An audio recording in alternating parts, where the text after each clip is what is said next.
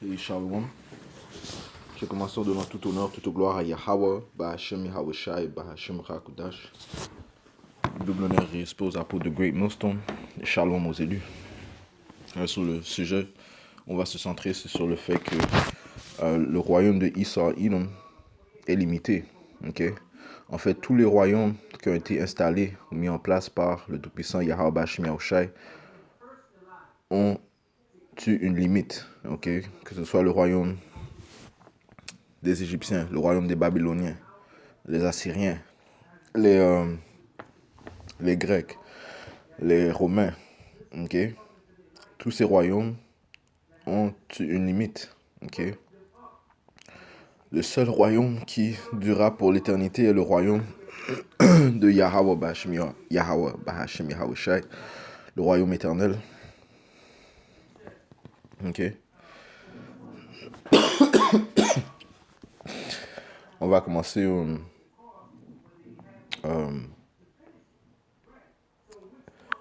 livre de Daniel.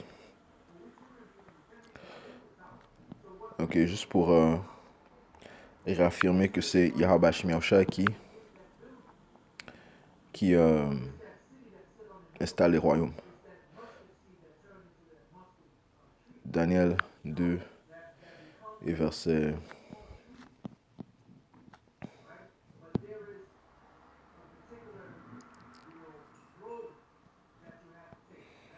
5.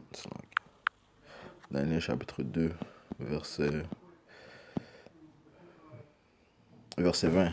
Daniel prit la parole et dit, béni soit le nom de Yahweh, Bahashem Yahawashi, d'éternité en éternité, car à lui appartiennent la sagesse et la force. C'est lui qui change les moments et les temps. Ok, le moment et les temps sont en autre mot, les empires qui règnent. Ok, puisque les empires viennent et ils partent, tout comme les saisons viennent et ils partent. Ok, c'est lui qui change les moments et les temps. Ok, puisqu'on sait qu'il y avait une période appelée le Moyen Âge, l'âge de bronze, ainsi de suite. Donc, différents âges. Avec ces différents âges sont venus des moments, des moments et des temps qui sont venus et qui sont partis. Des certaines coutumes, des manières de vivre qui étaient établies durant ce certain temps. Mais par la suite, lorsque ces temps se sont accomplis, les choses ont changé. Alright? C'est lui qui change les moments et les temps, qui renverse les rois et qui élève les rois. Encore une fois, c'est Yahweh Bahashem Yahawashi qui met en place les rois qui vont régner pendant un certain temps.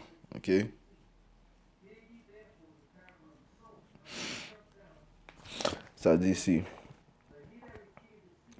qui renverse les rois et qui élève les rois, qui donne la sagesse aux sages et le savoir aux intelligents. Et encore une fois, c'est Yahweh Bahashem Yahawashi qui possède cette autorité. C'est à lui qui appartient la sagesse et la force.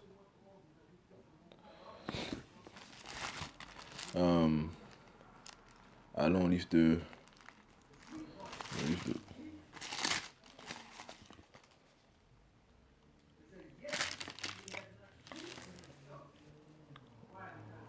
Le livre de Proverbes.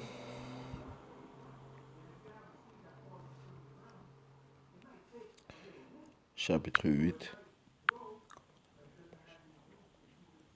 Et verset 14. Le conseil et le succès m'appartiennent à Yahweh Bahashem Yahawashi. Je suis l'intelligence, la force est à moi. Par moi, les rois règnent et les princes ordonnent ce qui est juste. C'est par Yahweh Bahashem Yahawashi que les rois règnent. Yahweh Bahashem Yahawashi qui a mis en place le roi de Babylone, Nebuchadnezzar. C'est lui qui a mis en place Cyrus. Et tous les rois qui sont... C'est lui qui a mis en place Pharaon. Si on va au livre de Romains, le 9e chapitre, il nous dit clairement que c'est Yahweh Bahashem Yahawashi qui a établi Pharaon.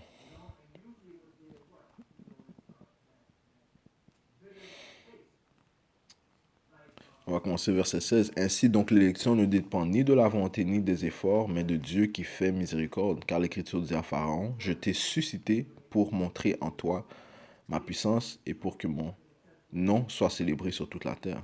Alright? Et en effet, le nom de Yahweh Shai a régné sur toute la terre lorsqu'il a abaissé le royaume des Égyptiens. Okay? En envoyant toutes sortes de fléaux, toutes sortes de calamités, un jugement terrible, ok, en Égypte. Josué 9 et 9 dit ici, ils lui dirent, tes serviteurs viennent d'un pays très éloigné à cause du nom de Yahweh, ton pouvoir, car nous avons entendu parler de lui, de tout ce qu'il a fait en Égypte. Right? So, le nom de Yahweh Shmircha a résonné partout dans le monde, connu, ok, à cause des œuvres qu'il a commis en Égypte. Alright, so,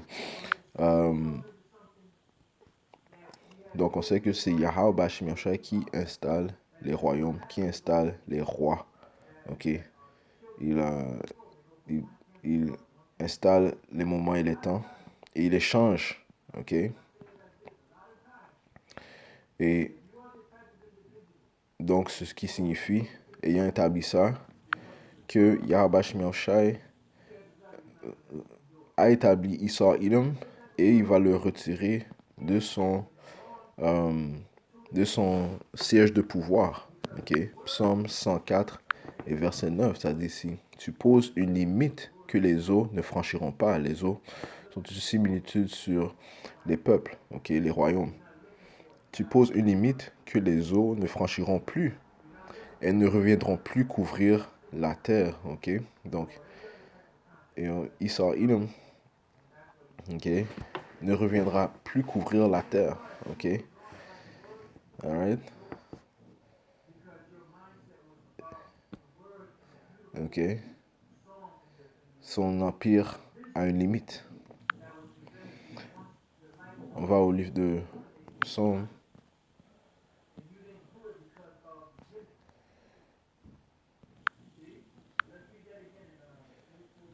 124 et verset 2. Si Yahweh Bashmiaosha n'eût été pour nous, quand les hommes se sont élevés contre nous, ils nous auraient dévorés tout vivants. Quand leur colère s'est allumée contre nous, les eaux nous auraient engloutis. Encore une fois, les eaux sont semblables à un royaume, un peuple. Okay? Qui est ce peuple? Ça parle en fait de Issar Edom. Okay? Son peuple, son armée. Okay? Les eaux, les eaux nous auraient engloutis. Okay? Le torrent, eux, passé sur notre âme. Sur notre âme auraient passé les eaux impétueuses. Okay? Les eaux de Issar Edom. Béni soit Yahweh Shimmershah qui ne nous a pas livrés à leurs dents, leur armée. Okay? Leur, leur guerrier. Okay? Ça dit, notre âme, comme le passereau, s'est échappé du filet de l'oiseleur. Right? Le chasseur, c'est Issar Edom. Okay? Le filet s'est rompu. Genèse 25 te dit qu'il est un très bon chasseur. Okay? Notre âme, comme le passereau. Enfin, laisse-moi juste prendre ça rapide. Genèse.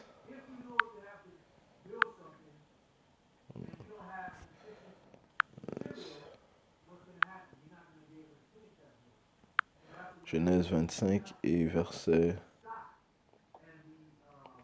27.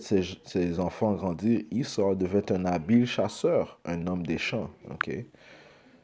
Il est l'oiseleur. En fait, allons voir la définition d'oiseleur. Okay?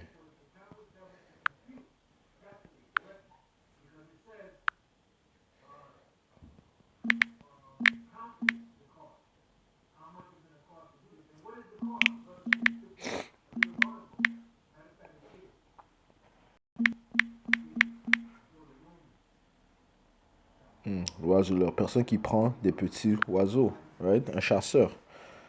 Ok? Bird catcher.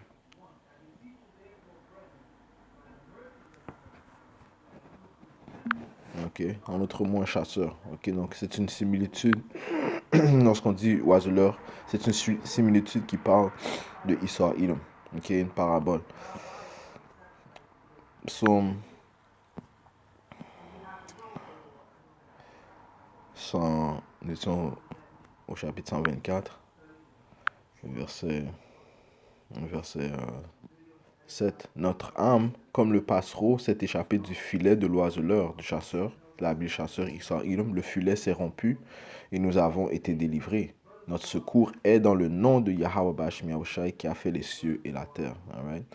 So, sans la délivrance, sans la défense de Yahweh Bashmi Yahushai, nous serons engloutis par les eaux impétueuses, ok? Les eaux féroces, ok? Les dents de Esau Edom. Alright? Mais Yahweh Bashmi Yahushai va mettre une limite à ses attaques. Ok? Allons au livre de Isaiah, chapitre 59, verset 19, ça dit ici.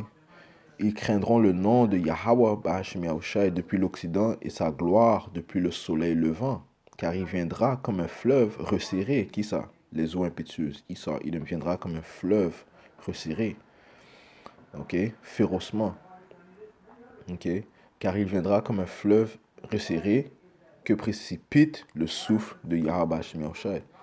Ok? Et c'est à ce moment que Yahweh Bashmi Yahushai va intervenir. Lorsqu'il viendra comme un fleuve. On va dire ça dans la parole de vie, ça dit ici. Alors de l'est à l'ouest, tout le monde respectera le nom de Yahweh Bashmi Yahushai. Tous respecteront sa gloire. Oui, le Seigneur arrivera. Non, that's not it. Let's see. Là, lui, second dit.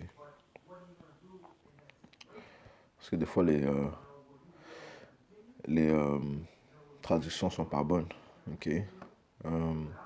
On craindra le nom de l'Éternel depuis l'Occident et sa gloire depuis le soleil levant. Quand l'ennemi viendra comme un fleuve, right? Donc, quand l'ennemi viendra comme un fleuve, right? Ce serait la meilleure traduction, right? Louis II. Quand l'ennemi viendra comme un fleuve, on sait qui sont les ennemis. Ok, ça commence par la nation d'Esau Edom et les autres nations qui sont contre et toutes les autres nations, parce que toutes les autres nations sont contre la nation d'Israël. Lire le livre de Psaume 83 énumère les autres nations, toutes les nations qui sont nos ennemis. Alright? Ça dit quand l'ennemi viendra comme un fleuve, alright? Comme on a lu dans le livre Psaume 124, l'esprit de l'Éternel le mettra en fuite. Ok? Alright? Donc encore une fois, Esau Edom ne complétera pas ses entreprises. Ok? Yahweh Bashmi Yahushai va mettre une limite. Il a mis une limite sur son règne. Job 5 et verset 12. Yahweh Bashmi Yahushai, ça dit ici. Verset 11. Il relève les humbles et délivre les affligés. Il anéantit les projets des hommes rusés. Okay? Des chasseurs habiles, des Édomites, okay? Nos ennemis. Et leurs mains ne peuvent les accomplir. Okay? Il anéantit les projets des hommes rusés et leurs mains ne peuvent les accomplir, ce qui signifie qu'ils ont une limite. Ok? Ils ont une limite.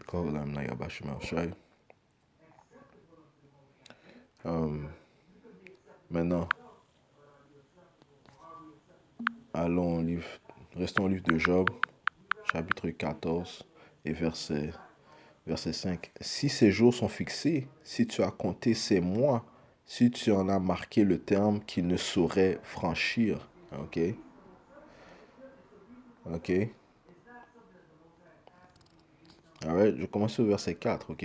Comment un être souillé sortira-t-il un homme pur? Alright? Esau Edom a été programmé pour être l'homme inique, ok? Le méchant, ok? Le diable, ok?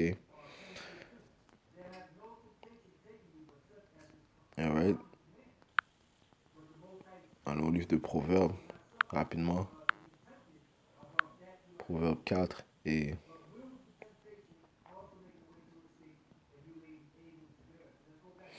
et verset 14. N'entre pas dans le sentier des méchants et ne marche pas dans la voie des hommes mauvais. Évite-la, n'y passe point, détourne-t'en et passe outre. Car ils ne dormiraient pas s'ils n'avaient fait le mal. Okay? Ils sont programmés pour faire le mal. Car ils ne dormiraient pas s'ils n'avaient fait le mal. Le sommeil leur serait ravi s'ils n'avaient fait tomber personne. Car c'est le pain de la méchanceté qu'ils mangent, c'est le vin de la violence qu'ils boivent. Qui? Les méchants, okay? Les Édomites, les hommes iniques. Okay? Verset 19, la voix des méchants est comme les ténèbres, ils n'aperçoivent pas ce qui les fera tomber. Alright? Alright? Ils ont une limite et ils sont aveugles à la limite que Yabash Miosha a mis pour eux.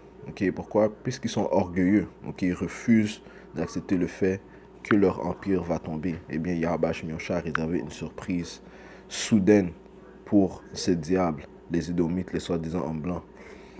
Okay? Ainsi que toutes les nations qui se joignent à ce diable. Retournons au livre de Job 14 et verset 4. Comment d'un être souillé sortira-t-il un homme pur? Il n'en peut sortir aucun. Si ses jours sont fixés, si tu as compté ses mois, si tu en as marqué le terme qu'il ne saurait franchir. Ok? Donc, ses jours sont fixés. Ok? On va patienter un instant. Ouais, les jours de Issar Idom sont fixés. Okay? Il a reçu une limite pour son règne. Okay? Donc, Yahabash Miosha établit un certain moment, une certaine heure, une certaine minute, une certaine seconde où il mettra fin au règne de Issar Idom, le soi-disant homme blanc. Okay? Afin que les prophéties viennent à fruition. Okay? Afin que les prophéties se produisent. Alright? Puisque son royaume est un royaume temporaire. Rapidement, le livre d'Apocalypse, chapitre 20 et verset 5. Ça dit ici.